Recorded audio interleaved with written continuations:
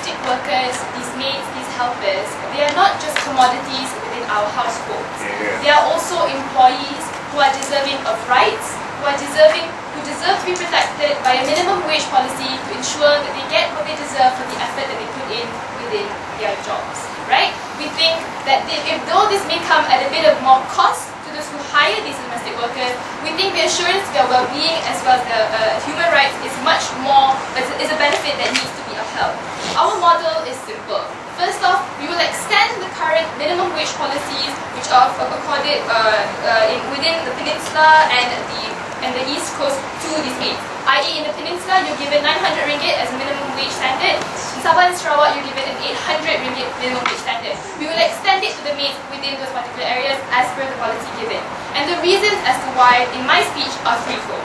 First off, I'm going to talk to you about the minimum wage and why these domestic workers fall within the ambit of that definition. Secondly, why we feel that according to the minimum wage policy, it gives legitimacy and institutionalizes their jobs in that sense, which is a benefit to them. And thirdly, why it affords them a legal safety net, which I think is essential given the nature of these maids and what they're doing within our country. So first off, right, the minimum wage.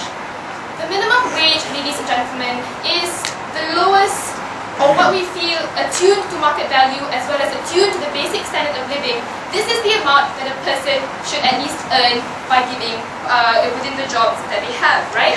For instance, like I said, 900 ringgit is probably the minimum that you can use in order to survive when you live in Peninsular Malaysia, as well as that is also the most basic with whatever job that you put in. Within that 900 ringgit is that value.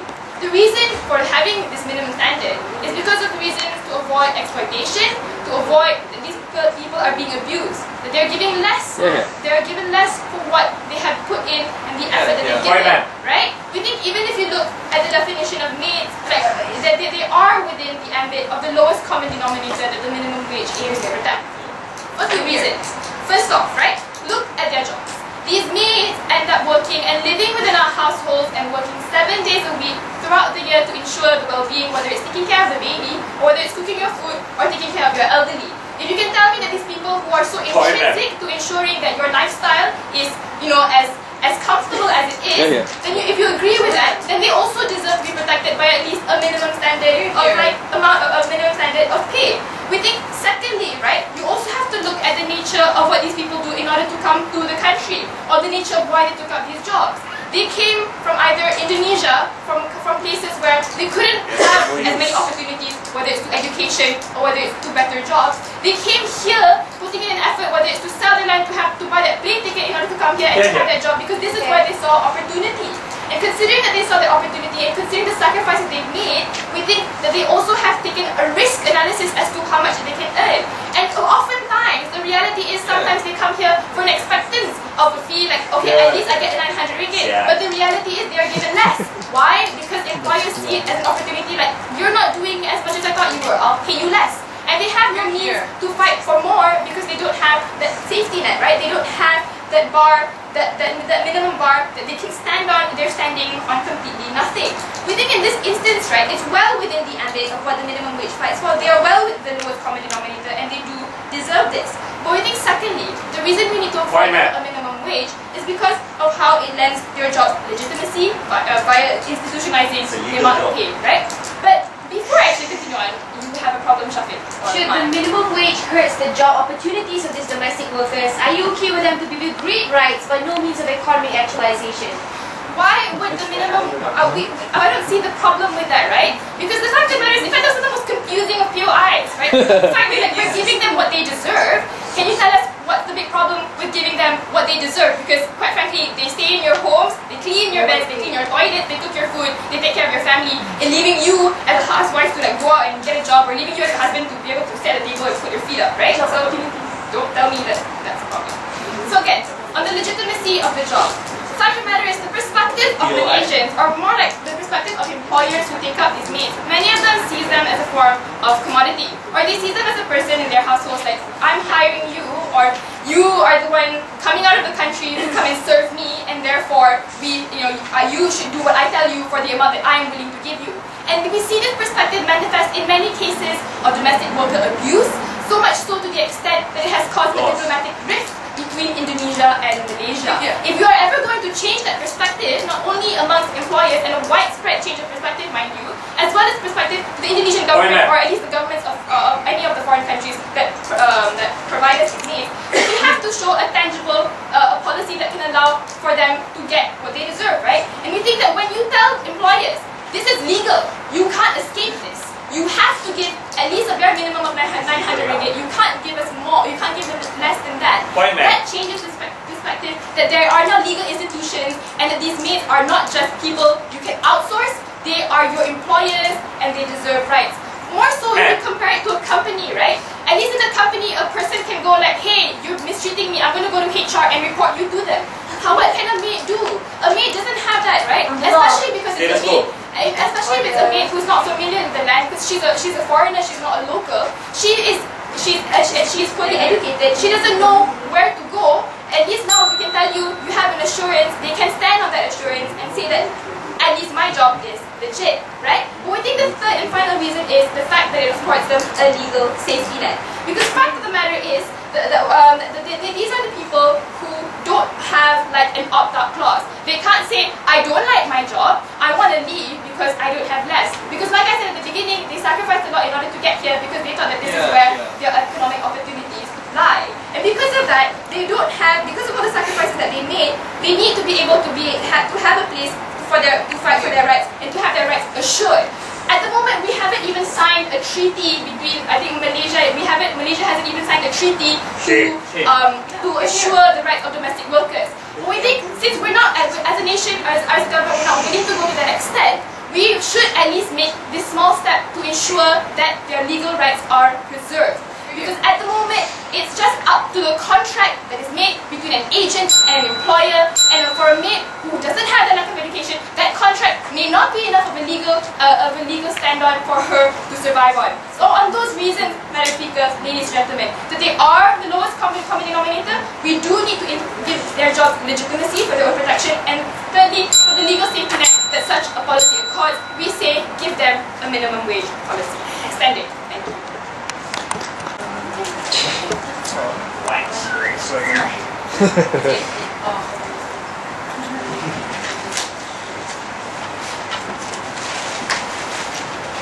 Madam Chair, opposition side supports flexibility because there are two things that we have to take into consideration in order for this debate to flourish. Number one, Malaysians have different ranges when it comes to their income.